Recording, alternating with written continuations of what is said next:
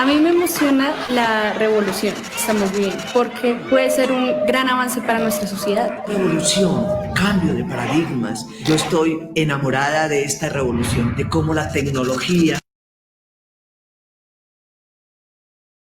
revoluciona el aprendizaje, enamora a los niños y hace que los maestros también se enamoren poco a poco. Esto era lo que yo quería que pasara y los mismos colegios han logrado entender esa cultura del cambio y de la evolución. La sustancia de un internacional está en soñar, pero no solamente soñar por soñar, sino por creer que es posible. Cuando crees que algo es posible y sabes que tienes a dónde llegar, vuelas. Es así como el hombre dio el primer paso a la luna. Yo digo que UNO Internacional es el primer paso a ese universo de conocimiento real.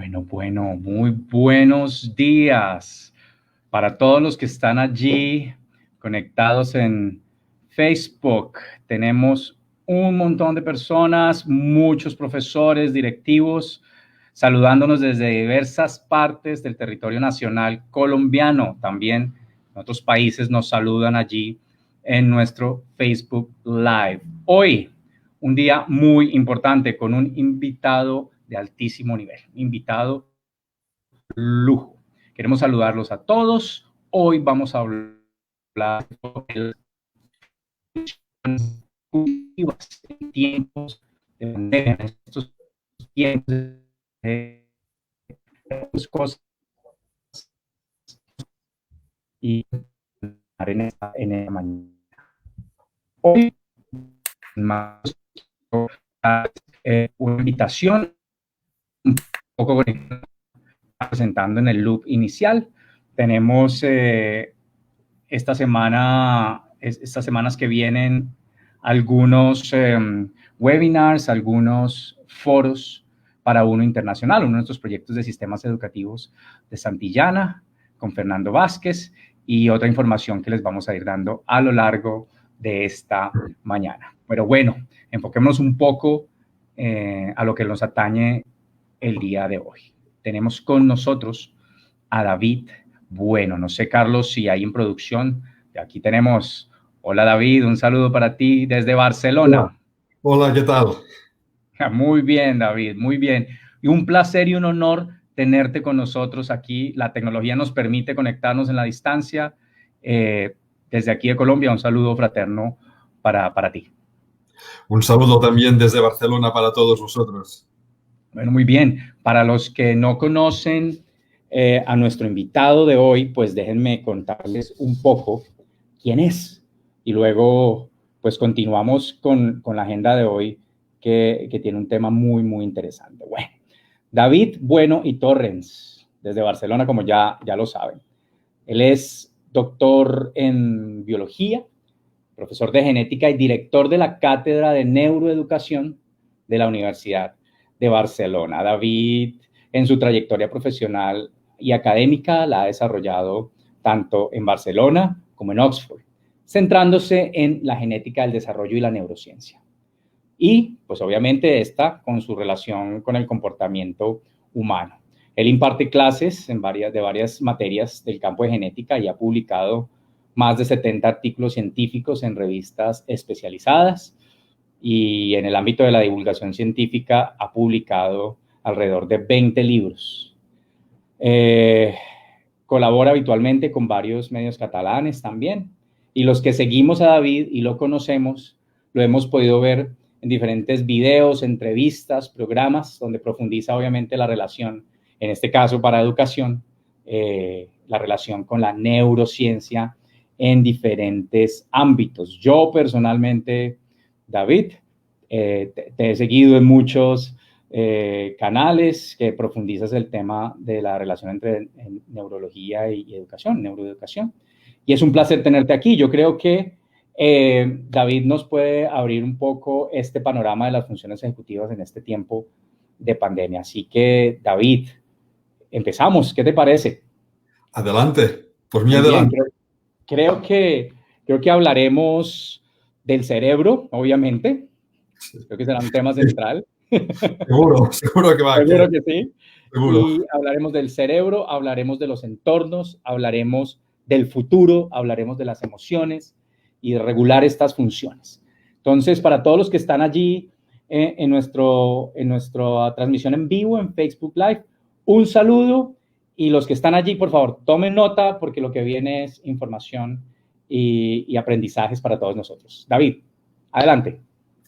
Bien, pues en primer lugar, agradecer que me hayáis invitado a participar hoy con todos vosotros en esta charla. Es un placer, de hecho es una de las grandes ventajas de la tecnología, y es poder estar centenares o miles de personas en distintos lugares del mundo compartiendo un rato. Es algo que hace una década probablemente nadie se hubiese imaginado, o hace 2 décadas nadie se hubiese imaginado. Y esto pues está está cambiando también nuestra manera de percibir el mundo. El mundo cada vez se nos hace más pequeño y no sabemos hacia dónde irá. Y esto es un poco de lo que quería empezar a hablar precisamente hoy, es hacia dónde va el mundo. De otra forma, y es cómo podemos nosotros anticiparnos a los cambios que seguro que va a haber en el futuro y cómo lo podemos hacer desde el aprendizaje. La primera cosa que nos deberíamos preguntar siempre es, ¿aprender es un instinto? ¿Tenemos el instinto todos, niños, adolescentes, adultos, como especie biológica? Yo soy biólogo de formación, así que no puedo evitar nunca hablar de los humanos, nuestra especie como una especie biológica con todo su pasado evolutivo. Pero nosotros, los humanos, como especie biológica, ¿aprendemos por instinto? ¿O aprender es un constructo cultural y por lo tanto debemos enseñar a nuestros estudiantes, a nuestros alumnos, debemos enseñarles a aprender? Bien, aprender es para nuestra especie un instinto. Aprendemos, querramos o no. De hecho, aprender es la principal adaptación que tenemos como especie para sobrevivir. Todas las especies biológicas tienen alguna adaptación que les hace aptas para sobrevivir. Puede ser tener unos colmillos largos, unos brazos poderosos para trepar a los árboles o unas piernas veloces para salir corriendo. Nosotros no tenemos nada de esto. Simplemente sobrevivimos porque somos capaces de aprender. Aprendemos de nuestro entorno. Y eso es muy importante. Y es el primer punto que deberíamos tener siempre presentes cuando estamos preparando cualquier formación con nuestros alumnos o cualquier estrategia pedagógica. Aprendemos de nuestro entorno más inmediato. Eso no significa que no podamos transmitir conocimientos sobre aspectos que no son inmediatos, sobre otras culturas, otros países, sobre aspectos mucho más abstractos. Por supuesto que el cerebro lo aprende todo, pero siempre debemos relacionarlo con aspectos que sean del entorno inmediato de nuestros alumnos, porque eso es lo que prioriza el cerebro para aprender. Aprendemos de nuestro entorno, pero aprendemos con un objetivo, y es precisamente podernos anticipar al futuro. Vivimos en un mundo dinámico, cambiante e incierto. No sabemos jamás qué va a pasar en el futuro. Y el principal objetivo de aprender es precisamente tener estructuras mentales, tener conocimientos para podernos anticipar a este futuro. Si es porque se acerca una amenaza, poderla prever a tiempo para escondernos, para huir, para que no nos coja desprevenidos. Si es una oportunidad, es para estar atentos y poder aprovecharla cuando llegue. Eso es otro punto importante en cualquier tipo de construcción pedagógica que hagamos.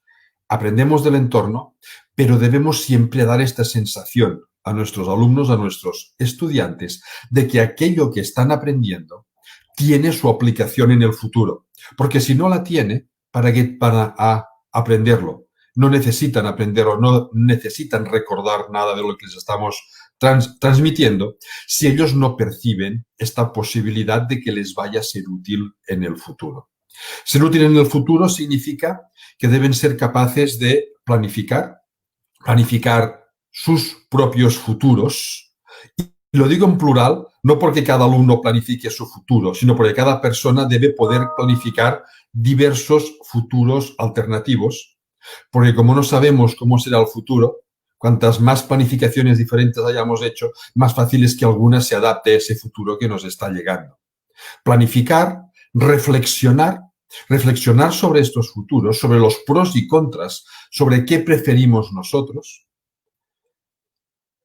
tomar decisiones, decidir de todos los planes que podemos hacer, cuál es el que nos puede interesar más, cuál puede interesar más a nuestros alumnos, y después adecuar su comportamiento para conseguir caminar, para conseguir avanzar hacia ese futuro que se han planteado. Esto que acabo de decir, planificar, reflexionar, decidir y adaptar el comportamiento, es el núcleo central precisamente de las funciones ejecutivas. Así que las funciones ejecutivas tienen una relación absolutamente directa con estas incertidumbres del futuro, con esta capacidad de intentar anticiparnos a un futuro que seguirá siendo incierto.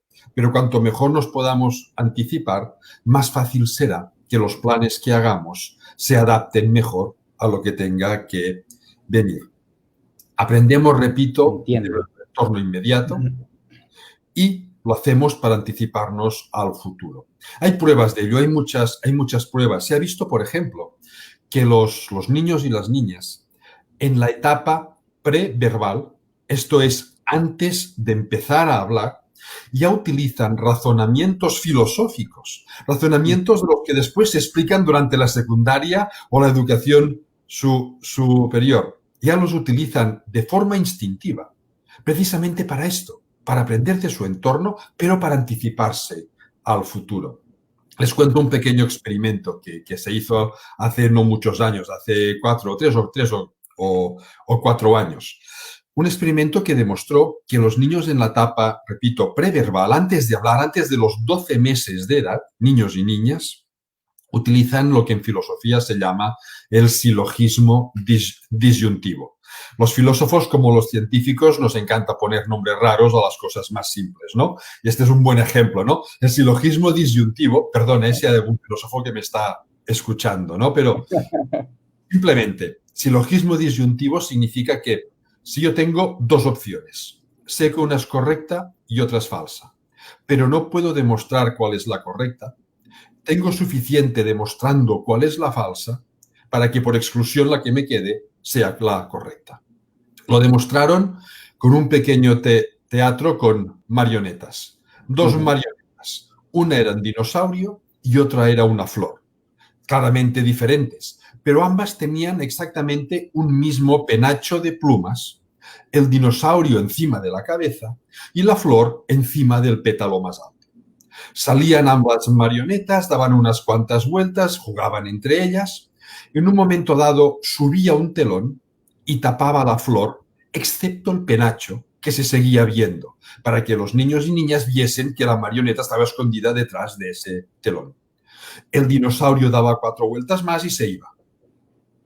¿Qué marioneta está escondida detrás del telón? Claro, los niños y las niñas no la ven, porque está tapada. ¿Pero qué han visto? Han visto que el dinosaurio no puede ser, porque seguía dando vueltas. Por lo tanto, por exclusión, si no puede ser el dinosaurio, solo puede ser la flor. Bajaron el telón, vieron la flor y efectivamente lo habían adivinado. ¿Cómo sabemos que lo adivinaron?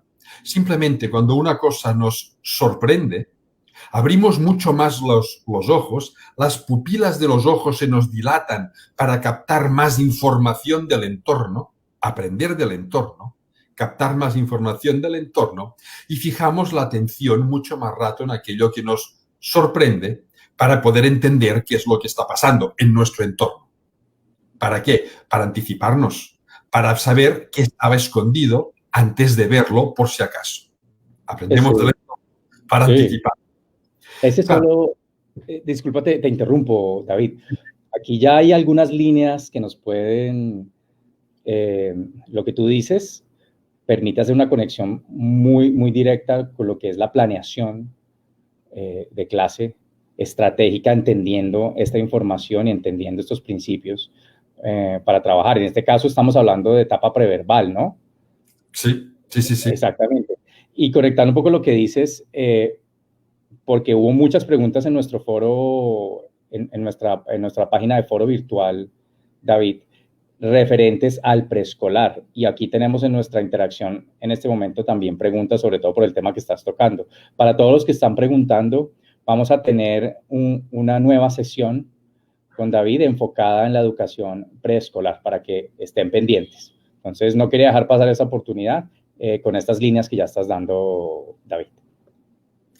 Bien, pues este experimento que es más largo y más complejo, pero básicamente la conclusión es esta, es que aprendemos por instinto de nuestro entorno y para anticiparnos. Para anticiparnos, repito, a un futuro que es dinámico, cambiante e incierto. Hay dos maneras básicas radicalmente opuestas de responder ante las incertidumbres del futuro. Nadie está fijado en uno de estos dos extremos. Todos estamos en algún punto intermedio, pero podemos estar más sesgados hacia un extremo o hacia otro. ¿Cuáles son estos dos extremos? A ver, hablo de los extremos porque en ciencia siempre debemos fijarnos en los extremos. Es lo más fácil de comparar. Si nos fijamos en los puntos medios, las diferencias a veces son tan sutiles que no nos permiten sacar conclusiones claras. Pero cuando vamos a los extremos, sí. Un extremo es las personas que ante un cambio, ante una incertidumbre, ante algo nuevo, tienden a responder con miedo. Miedo, puede ser una amenaza. Mejor me aparto por si acaso. Son personas que no son transformadoras, personas que no quieren cambiar, personas que prefieren que todo siga igual por si acaso, porque cualquier cambio podría suponer una amenaza, mejor que no pase nada, mejor que todo siga exactamente igual. Tanto personas con poca capacidad transformadora, personas además con menos capacidad de autoanálisis, porque si me analizo a mí mismo y veo que hay alguna cosa que quiero y que puedo cambiar, cambiar, qué miedo. Mejor que me quedo como estoy. Otras personas, en cambio, responden ante las novedades, el futuro está lleno de novedades, responden con curiosidad. ¿Esto qué es? ¿Es una amenaza? Bueno, pues es una amenaza, el miedo sigue siendo útil, por eso digo, nadie está en uno de los dos extremos. Si es una amenaza, mejor me aparto, me protejo por si acaso. Es una oportunidad, me quedo, la examino, la analizo, intento sacar todo aquello que puedo para mí, intento exportar todo lo que es exportable hacia la sociedad, hacia las demás personas. Incluso llegando al extremo de que cuando no hay novedades, las genero mis propias novedades por el simple placer que me da la curiosidad, por el simple placer que me puede dar descubrir cosas nuevas. De hecho, las novedades en las personas curiosas generan placer. En las personas que no son curiosas generan miedo. Nos movemos, por lo tanto, entre el miedo y la curiosidad. Todos estamos más sesgados hacia un extremo o hacia otro. Pero repito, las personas sesgadas hacia el miedo suelen ser personas que no son transformadoras, que no quieren que nada cambie, que se sienten incluso a disgusto cuando hay cualquier cambio, y cambios los hay siempre. Por lo tanto, que suelen vivir con menos calidad de vida. Las personas que están más sesgadas hacia la curiosidad, en cambio, suelen ser personas más transformadoras, más dinámicas, más proactivas, con más capacidad de dirigir su propio futuro hacia aquellos puntos que ellos creen que son más adecuados. Porque si tienen que cambiar, cambian. Porque si tienen que aprender algo nuevo, lo aprenden. Simplemente por la misma curiosidad que da enfrentarse a las novedades. Cuando nosotros aprendemos cualquier cosa, cualquier aprendizaje queda fijado en el cerebro en forma de conexiones neuronales. Todo lo que aprendemos queda fijado en forma de conexiones neuronales. Cuando aprendemos cualquier cosa nueva, sea un conocimiento, sea un concepto, sea una actitud, sea una aptitud, una habilidad, cualquier tipo de conocimiento, cuando lo aprendemos, las conexiones que hace se relacionan con las conexiones previas que ya teníamos sobre conceptos similares. Vamos almacenando así progresivamente todo aquello que aprendemos. De hecho, esta es la base de la educación que se llama en espiral. Cada curso o cada 2 cursos vamos repitiendo unos mismos temas, pero incrementando la complejidad. Si no pudiésemos incorporar nuevas conexiones a las previas, este sistema no funcionaría. Cada 2 cursos todo sería como si fuese nuevo, y no lo es. Vamos creciendo de esta forma. Todo aquello que aprendemos, repito, va quedando fijado en conexiones neuronales. Pero no solo todo aquello que aprendemos, también queda fijado de la misma forma cómo lo aprendemos. ¿Qué aprendemos? Los conceptos, los procesos, queda fijado. Pero cómo lo aprendemos, esto es, el estado emocional que teníamos cuando lo aprendíamos, también queda fijado en patrones de conexiones neuronales y queda hibridado con los conocimientos que hemos adquirido. Las emociones son clave para aprender y enseguida vais a ver que se relacionan con este sesgo de responder con miedo ante las novedades o de responder con curiosidad. Las emociones, repito, son cruciales para aprender. Las emociones son patrones de conducta, patrones de reacción, que se desencadenan de manera preconsciente. No somos conscientes cuando se desencadena una emoción, después la podemos reconducir, después la podemos racionalizar, pero no cuando se generan. Son patrones de conducta que nos permiten responder de manera rápida ante cualquier necesidad urgente de nuestro entorno. Cualquier respuesta reflexiva precisa de más tiempo que una respuesta emocional. Y cuando hay una urgencia, las respuestas reflexivas muchas veces no llegaríamos a tiempo. Este es el papel de las emociones. Permitirnos responder con rapidez ante cualquier situación que sea urgente. Emociones hay muchas, pero hay 5 o 6 que son básicas y transversales. Por ejemplo, el miedo. El miedo es una emoción básica. El miedo es lo que nos permite que ante una amenaza podamos huir o podamos escondernos sin siquiera pensar de qué se trata esa amenaza. Después ya lo racionalizaremos, después ya lo pensaremos, después ya lo reconduciremos si hace falta.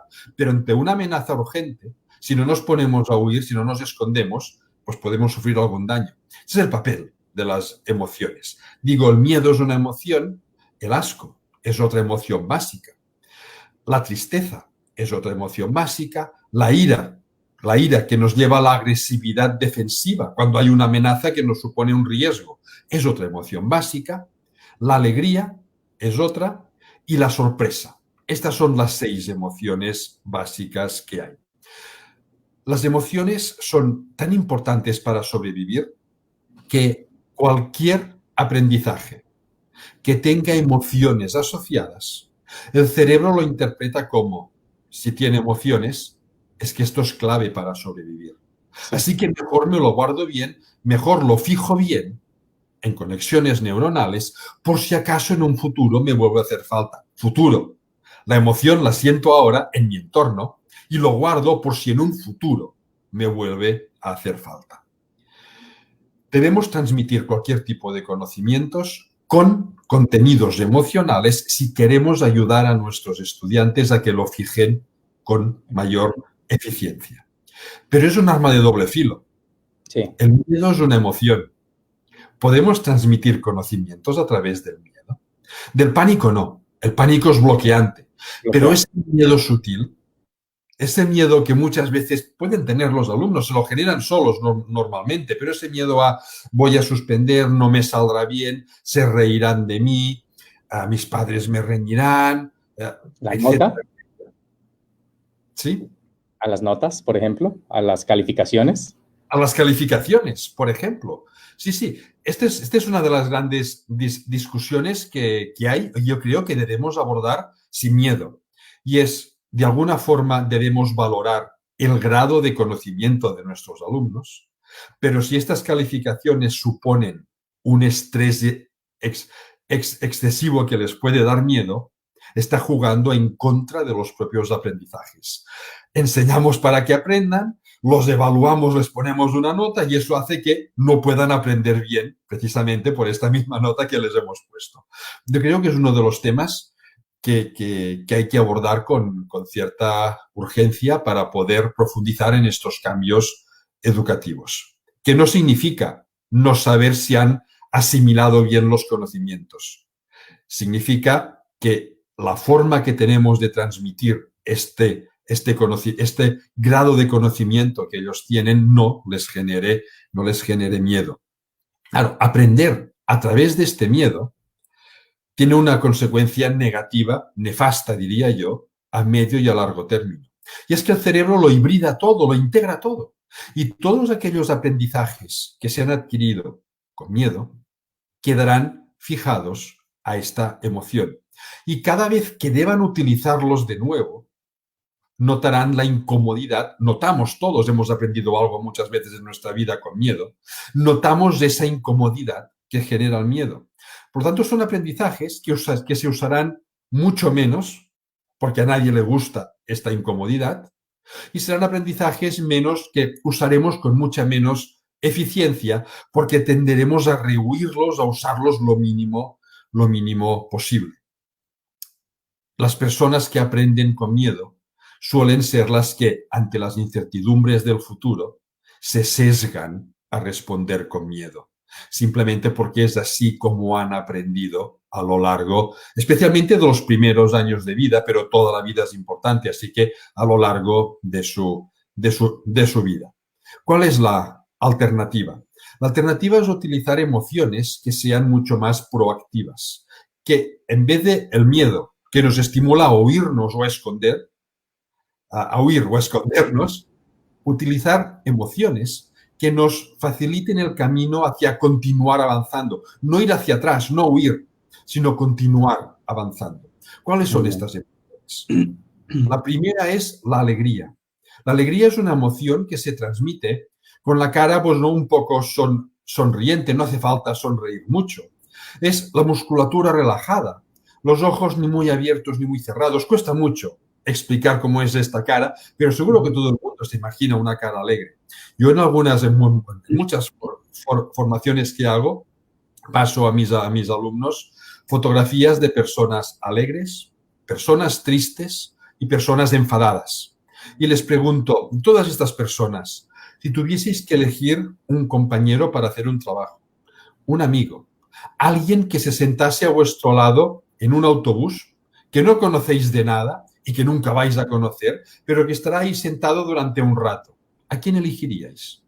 Todo el mundo elige siempre las personas alegres. Nadie elige nunca una persona que pone cara de estar enfadada, simplemente porque la alegría es una emoción que transmite confianza. Y la confianza es clave para aprender. Aprendemos de quienes confiamos y no queremos saber nada de quienes desconfiamos, por si acaso en un futuro nos la van a jugar. El papel del profesor debería ser siempre transmitir confianza a los alumnos, transmitir que confiamos en ellos y que ellos pueden confiar en nosotros. Que eso no significa reconducir actitudes negativas. Eso no significa que no nos podamos enfadar con ellos para reconducir estas actitudes. Significa que cuando nos enfadamos, y que yo creo que a veces debemos hacerlo, nos debemos enfadar simplemente porque confiamos en ellos. Y ellos deben percibir que ante la amonestación la hacemos porque confiamos en ellos y porque ellos pueden seguir confiando en nosotros. Por lo tanto, es enfadarnos del tiempo mínimo justo y rápidamente reconducirlo nuevamente hacia esta sensación de confianza, de alegría, de poder contar con la otra persona y de tener claro, tener presente que si se ha enfadado es porque confía en mí y por lo tanto podemos seguir trabajando juntos. Por lo tanto, la alegría es una emoción básica, transversal, que deberíamos manifestar de forma general. Lo que sucede con la alegría es que es una emoción poco intensa. El miedo es mucho más intenso. Lo que hace es que haga falta añadir alguna emoción más intensa para estimular los aprendizajes. Y esta emoción más intensa es la sorpresa o la curiosidad. Podemos decirlo, no es exactamente igual, pero están muy relacionadas. La sorpresa es esa emoción que se desencadena cuando no sabemos muy bien qué está pasando. La podemos provocar con mucha facilidad dentro de un aula, un cambio de ritmo, una situación inesperada, una broma. Las bromas, los chistes nos hacen sonreír porque nos sorprenden siempre. Explicar cuchicheos no cosas importantes, también hay que explicar muchas cosas importantes, por supuesto, pero los cuchicheos nos sorprenden mucho más que las cosas importantes. Por lo tanto, es adquirir estrategias que los docentes conocéis perfectamente bien, que hagan que los alumnos fijen su atención en nosotros, o en lo que estamos haciendo, o en lo que queremos que aprendan. Es decir, que se sorprendan. ¿Qué ventajas tiene la sorpresa? Bueno, acabo de decir, conseguir que los alumnos se fijen en nosotros o en aquello que queremos que aprendan. Todas las emociones, todas el miedo, la alegría, la tristeza, la sorpresa, se generan en una estructura del cerebro que se llama amígdala, la amígdala cerebral. El miedo, a partir de la amígdala, provoca una descarga de hormonas como la adrenalina, que son las que nos permiten salir huyendo. La sorpresa también se genera en la amígdala, pero lo que hace justo después es activar otra zona del cerebro que se llama el tálamo. Y el tálamo es el centro de la atención. Y la atención es importante para aprender aquí y ahora. Por eso, cuando algo nos sorprende, fijamos la atención. Es el mismo experimento que les contaba al empezar, que se hizo con niños de menos de 12 meses de edad. Cuando les sorprendía, fijaban la atención. Se dilataban las pupilas y miraban qué es lo que estaba pasando. La atención, repito, es importante para aprender aquí y ahora. Pero la sorpresa tiene más ventajas. El tálamo, centro de la atención, participa junto con otras zonas del cerebro de los circuitos de motivación. Y la motivación es importante, es clave, para continuar aprendiendo a lo largo del tiempo. Atención para aprender ahora, motivación para continuar teniendo ganas de aprender, de crecer, de ampliar nuestros horizontes. La motivación, además, va siempre acompañada de un aporte extra de energía en el cerebro en forma de glucosa y oxígeno, que es lo único que come el cerebro para tener energía. Eso hace que el cerebro funcione con más eficiencia, lo que significa que todo aquello que aprendemos cuando estamos motivados, lo aprendemos con más eficiencia. Y además permite que estemos trabajando más rato sin cansarnos porque hay más combustible haciendo funcionar nuestras neuronas. Y todavía queda otra cosa. Y es que el cerebro recompensa cualquier actividad que sea crucial para sobrevivir. Lo recompensa con sensaciones de placer, de bienestar. Y la motivación es crucial para sobrevivir. Es lo que nos permite continuar avanzando hacia el futuro, sabiendo que es incierto, pero con la curiosidad suficiente para analizarlo y aprovechar todas las oportunidades que nos va a deparar. La motivación genera sensaciones de bienestar, de placer, de recompensa. Esto cierra un círculo en el que sorpresa, curiosidad, motivación y atención, y bienestar, placer, están unidos. Las personas que crecen de esta forma, que aprenden mayoritariamente de esta forma, tienen mucha más tendencia a sesgarse hacia la curiosidad. Repito, ante las incertidumbres del futuro, podemos responder con miedo o con curiosidad. La curiosidad es transformadora, implica no tener miedo a las novedades, rehuirlas, por supuesto, si son una amenaza, pero analizarlas antes, porque en muchas ocasiones son oportunidades. Para poner un ejemplo actual, si cuando empezó esta época, la pandemia actual en la que muchos nos hemos tenido que confinar, hubiésemos tenido miedo a continuar enseñando usando sistemas online. Yo trabajo en una universidad que es presencial. La Universidad de Barcelona es presencial.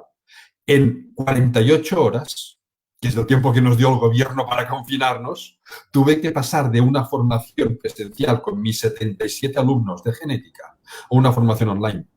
Sí. Con miedo que hubiese cerrar el ordenador e irme a otra cosa. La curiosidad es lo que te hace que en 48 horas te pongas las pilas y puedas buscar alternativas que sean satisfactorias para los alumnos y para ti mismo. Repito, la formación que tenemos a lo largo de nuestra vida nos condiciona. Esto significa que ya no lo podemos cambiar. Eso es muy importante. Si nos han formado de una manera, y a muchos nos formaron con ciertas dosis de miedo. Los que tenemos cierta edad lo recordamos. ¿Significa eso que no podemos cambiar? No, de ninguna de las maneras. Esas conexiones neuronales siguen estando ahí, pero lo podemos cambiar. ¿Cómo? A través de las funciones ejecutivas. Decía, una de las funciones ejecutivas es el control del comportamiento. Es lo que se llama el control inhibitorio de los impulsos. Impulsos hace referencia a las emociones. Conscientemente, reflexionando, yo puedo darme cuenta si suelo responder con miedo, y a través de esta misma capacidad de reflexión puedo conseguir sesgarme un poquito más hacia la curiosidad.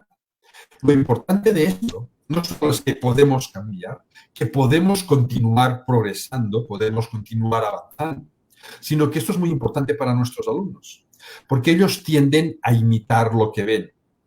Dentro de nuestro cerebro tenemos unas neuronas que se llaman neuronas de espejo, que se activan de la misma manera cuando realizamos una acción, cuando vemos que la realiza otra persona. Es lo que nos permite percibir que una persona está triste, está alegre o está enfadada. Si yo veo a un docente que ante una novedad, que ante una situación inesperada, suele responder con miedo, sin darse cuenta, sin proponérselo, está transmitiendo a sus alumnos esta sensación de miedo. Les está enseñando, sin querer, sin proponérselo, por supuesto, pero les está sesgando un poquito hacia estas respuestas basadas en el miedo. Si como docente, ante una novedad, siento curiosidad, si ante una situación que dentro del aula no me ha funcionado como yo pensaba, y eso nos pasa muy a menudo, que preparamos una estrategia didáctica y no nos funciona bien, o no nos funciona como habíamos pensado, ¿vale? No pasa nada. Si yo soy capaz de reconducirlo en vivo y en directo, no a través del miedo, sino curiosidad, ¿por qué no ha funcionado? Y lo discuto con mis propios alumnos, y ellos me enseñan a mí también qué es lo que no ha funcionado bien, qué les estoy transmitiendo con esto. Les estoy transmitiendo a través de mi ejemplo que la curiosidad es un motor de transformación, que es lo que me va a permitir continuar aprendiendo, continuar avanzando, continuar progresando a lo largo de mi vida. Y esta forma de hacerlo a través de la reflexión significa simplemente usar estas funciones ejecutivas, esta capacidad de planificar, de reflexionar, de decidir y de adecuarme a lo que yo he decidido. ¿Te puedo interrumpir un segundo? Y eso es todo. Sí. Te puedo interrumpir un segundo. Este tema de las emociones. Yo estoy... Bueno. Sí, esto era lo último que quería decir, así que adelante. Bueno, David. No, mira, estaba escuchándote, estaba atento al chat de las preguntas de las personas y desde que empezaste a hablar del tema de las emociones se detonaron unas discusiones muy interesantes y unas preguntas muy interesantes con nuestros profesores y directivos invitados a esta sesión. Hay una pregunta que quiero rescatar de una persona que yo sé y muy cercana a nosotros también en Santillana, de la Fundación Trilema. Carmen Pellicer hace esta pregunta. Hola, ¿crees que se pueden clasificar las emociones en positivas y negativas o todas son ambivalentes? Gracias, firma Carmen Pellicer. Me gusta mucho esta pregunta. No hay una conferencia en la que no puedas decir esto. Me gusta mucho esta pregunta. No, me gusta mucho porque precisamente estoy trabajando en un proyecto junto con un especialista en educación emocional, Rafael Esquerra. Estamos trabajando en un artículo sobre esto, precisamente, sobre si las emociones se pueden clasificar en positivas y negativas o no. A ver, si por positivo significa que son útiles y negativas significa que no son útiles, no las podemos clasificar de esta manera. Todas son ambivalentes, porque todas son útiles. A ver, el miedo es útil. El problema es cuando respondemos con excesivo miedo o cuando demasiado a menudo respondemos con miedo. Pero el miedo es útil. Ante una amenaza, a veces debemos huir y eso nos lo permite el miedo. La ira que lleva hacia la agresividad defensiva, es útil. Ante una amenaza que vamos a sufrir algún daño, a veces hay que defenderse. Otra cosa es la violencia. La violencia es una agresividad sacada fuera de su contexto. Pero simplemente para proteger tu vida, la agresividad, la ira, es útil. La tristeza es útil. Ante una sensación emocional que nos oprime, la tristeza permite conocer a las demás personas nuestro estado emocional y nos respetan. Normalmente se respeta mucho a una persona que está triste. Y si alguien no la respeta es que tiene problemas graves de gestión emocional. ¿Vale?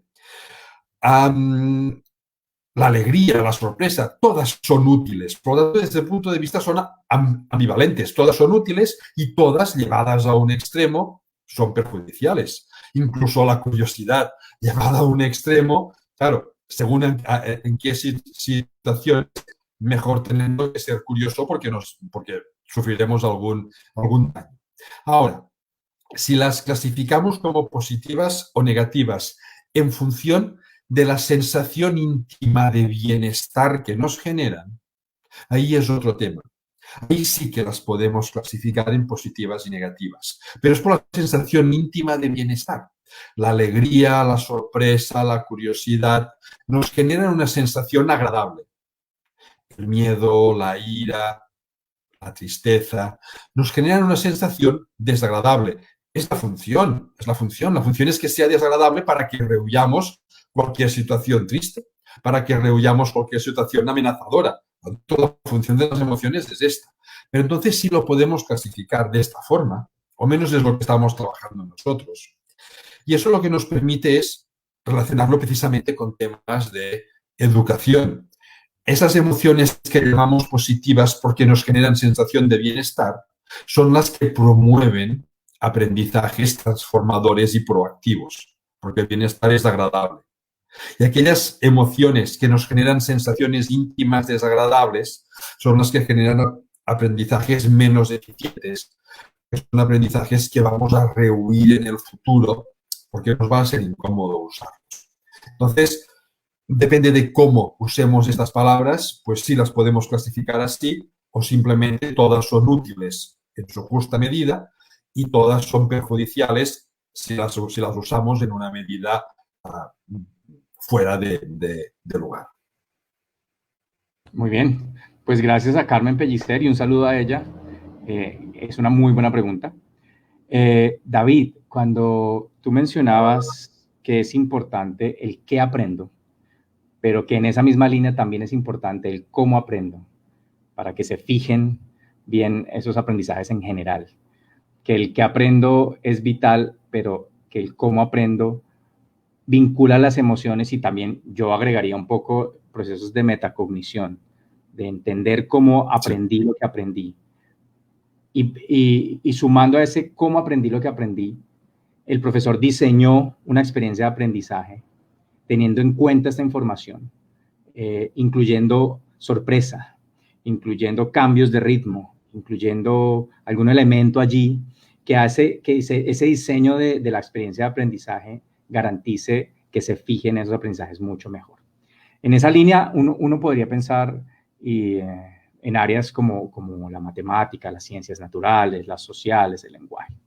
Hay una pregunta que me hace Margarita Arturo en el Facebook y dice, bueno, y entonces, ¿cómo entrarían áreas como la música? Y yo te quiero preguntar particularmente, ¿qué papel juegan la educación artística, por ejemplo, en este escenario que tú planteas?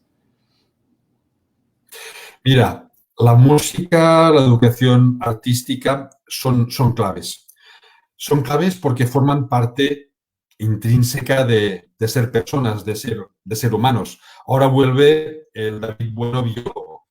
Somos la única especie capaz de generar música. Los pájaros también cantan, pero no crean música, ¿vale? Nosotros sí creamos música. Somos la única especie que genera arte. De hecho, el arte fue el primer sistema de transmisión simbólico de la humanidad hace ya 40, 50 o 60 mil años. Nuestros ancestros ya hacían arte en las cavernas, o al menos solo se ha conservado de las cavernas un arte simbólico para transmitirse algún tipo de información, de conocimiento, que no sabemos cuál era, pero ahí estaba. ¿Qué papel juegan? Yo antes decía que cualquier conocimiento queda fijado en el cerebro en conexiones neuronales. A este hecho, al hecho de generar conexiones neuronales nuevas, lo llamamos plasticidad neuronal. La plasticidad neuronal es máxima durante la infancia y poco a poco, lo siento por todos los que estamos aquí reunidos hoy, pero poco a poco con la edad se va perdiendo. No se pierde nunca del todo, si no seríamos incapaces de continuar aprendiendo cosas nuevas, pero sí que cada vez tenemos un poquito menos. Lo que sucede es que cuanto más la hayamos trabajado durante la infancia, durante más tiempo vamos a tener una buena plasticidad neuronal que después nos servirá para aprender cualquier cosa. A mí me gusta mucho compararlo, hablando de educación artística o plástica, me gusta compararlo mucho con hacer figuritas de barro. Cuando hacemos una figurita con barro, lo primero que tenemos que hacer es amasarlo bien para que tenga el grado de humedad justo. Si no, después ese barro se nos va a resquebrajar. Esta plasticidad neuronal sería como amasarlo bien, tenerlo bien amasado, no para hacer todavía la figurita, ya vendrá a hacer la figurita, pero nos permitirá después poderlo trabajar muchísimo mejor y durante mucho más tiempo. Pues bien, se ha visto que durante la infancia, hasta los, 9, 10 años, después también, pero esta es la etapa donde más se puede potenciar, las actividades que potencian más la plasticidad neuronal, esta capacidad que después nos va a servir toda la vida, las actividades que la potencian más son la música, el arte y la psicomotricidad, el conocimiento de tu propio cuerpo, la educación física.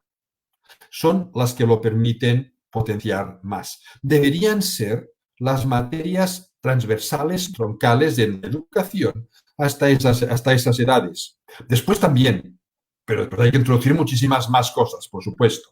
Eso no significa que a los 6, 7, 8 años no haya que hablar de matemáticas, de lengua, de conocimiento del medio natural o social. Por supuesto que hay que hablar de todo ello, por supuesto. Pero todo esto deberían ser las ramas que salen de este tronco común, que sería arte, música y conocimiento del cuerpo, educación física, así como motricidad. Si el tronco es sólido, las ramas podrán después ser mucho más largas, más resistentes y más llenas de frutos, si me permite la metáfora, que no si el tronco es débil. Estamos potenciando plasticidad neuronal. Esta es la gran función. Además, la música es un lenguaje. Cuando estamos haciendo música, cuando estamos interpretando música, se activan zonas lingüísticas del cerebro. Estamos trabajando lenguas cuando hacemos música. La música puede ser creativa cuando creamos música. La música encierra lógica y matemática en sus ritmos. Estamos trabajando redes neuronales de matemática o de lógica. La música apela siempre a las emociones. Y ya he hablado mucho del papel importante de las emociones. El arte nos permite descubrir aspectos de nuestro cuerpo, de texturas, de olores, de colores, los sentidos. El arte es creativo y la creatividad es lo que nos permitirá después poder planificar futuros alternativos. Y la educación física nos permite conocernos nosotros mismos. El cerebro no es un ente aislado. El cerebro está junto con todo el cuerpo. Conocer el cuerpo significa conocer mejor nuestro cerebro también. Así que creo que he dejado muy claro mi postura sobre la importancia de estas materias. Absolutamente, David. Nos quedan unos minutos y tenemos una serie de preguntas en la categoría de esta experiencia de aprendizaje que nos tocó vivir cuando la pandemia nos encerró en las casas, en nuestras casas. Tú lo mencionabas que particularmente con tus estudiantes tuviste un par de días para ajustarte y hacer la transición de la presencialidad a la virtualidad. Un poco, ¿cómo ha sido tu experiencia sosteniendo esta virtualidad y qué estrategias podemos aplicar? Un par de consejos que nos puedas dar de cómo aterrizar estas reflexiones que nos has dado en estos ambientes virtuales, por ejemplo. Mira, mi primer consejo sería no intentar reproducir lo que hacemos presencialmente en un entorno virtual, porque es distinto. Presencialmente no solo comunicamos palabras con nuestros alumnos, comunicamos gestos, comunicamos muchas más emociones, comunicamos sensaciones, estamos mucho más pendientes de ellos, podemos percibir mucho mejor qué están haciendo. Hay un aspecto de proximidad humana que activa zonas del cerebro. La simple proximidad humana activa zonas del cerebro que permiten fijar mejor los aprendizajes. Uno de los aspectos claves de la socialización humana. Virtualmente no podemos estar tan pendientes de las demás personas. Los tenemos lejos. Vemos su carita en una pequeña pantallita en el ordenador. Pero cuando tienes 20 alumnos, o yo que tenía 77, pues no los ves. Ves uno como si fuesen pequeños sellos. No ves nada más. No puedes comunicarte de la misma forma. No hay este aspecto socializador, porque están cada uno encerrado en su domicilio. Así que lo que hay que hacer es cambiar la dinámica. Es usar los ratos de conexión online para dar las 4 ideas básicas y el resto de aprendizajes deben construirlo ellos. Es presentarles retos, al menos es lo que yo he hecho.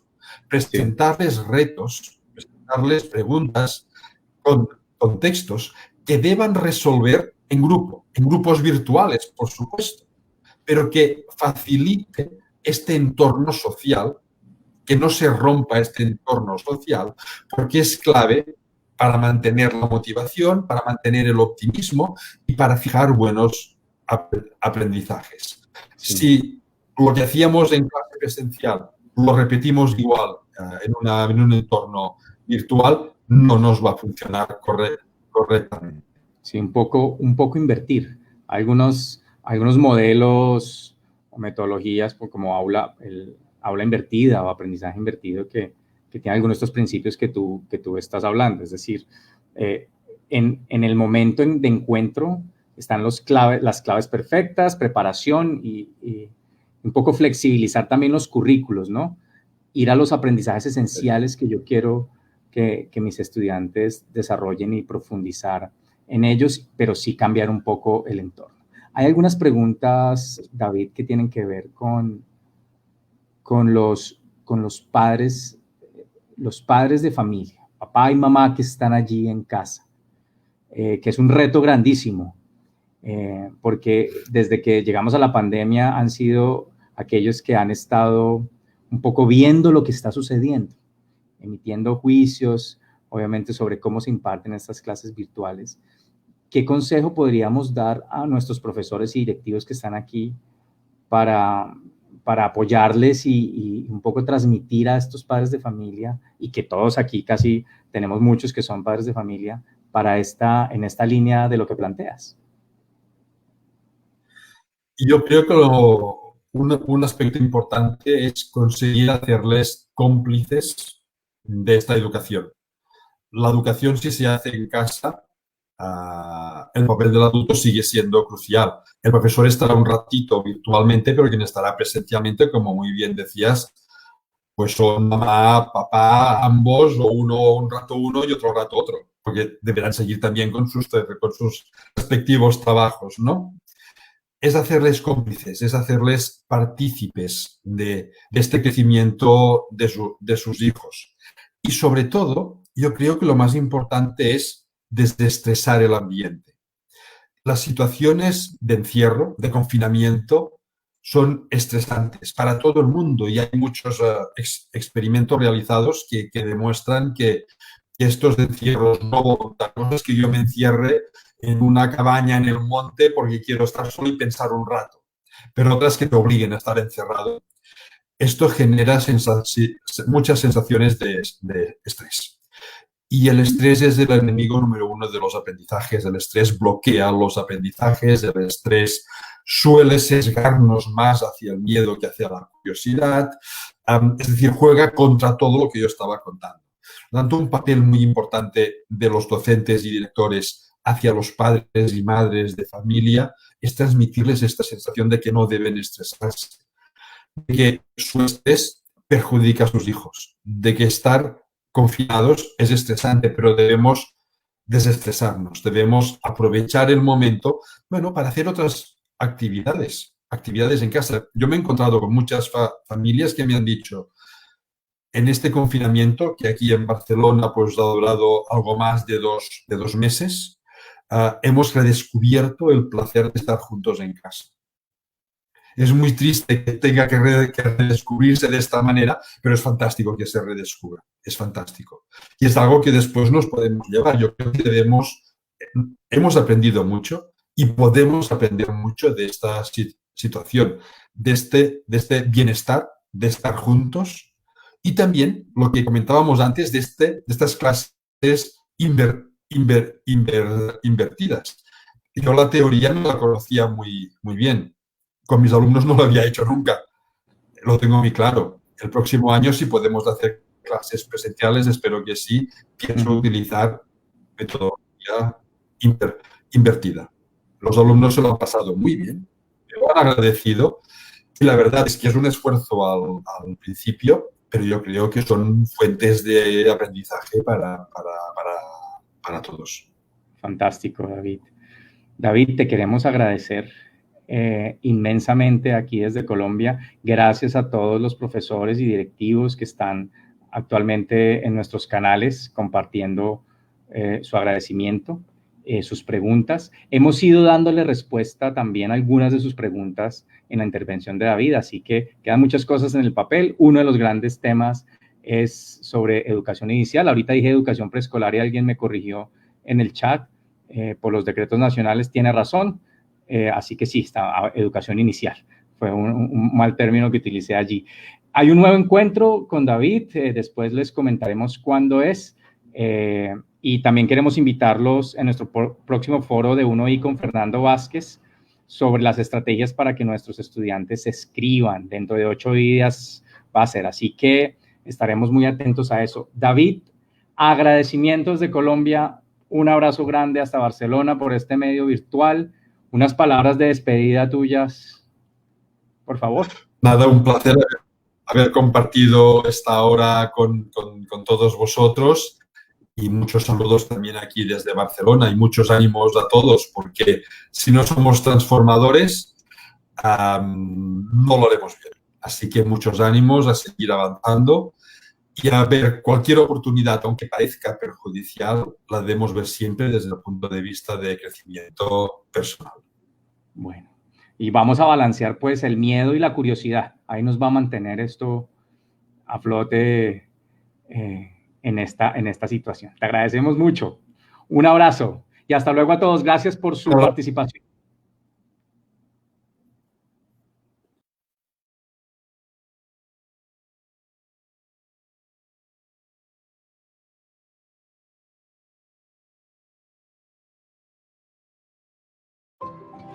A mí me emociona la revolución que estamos viviendo porque puede ser un gran avance para nuestra sociedad.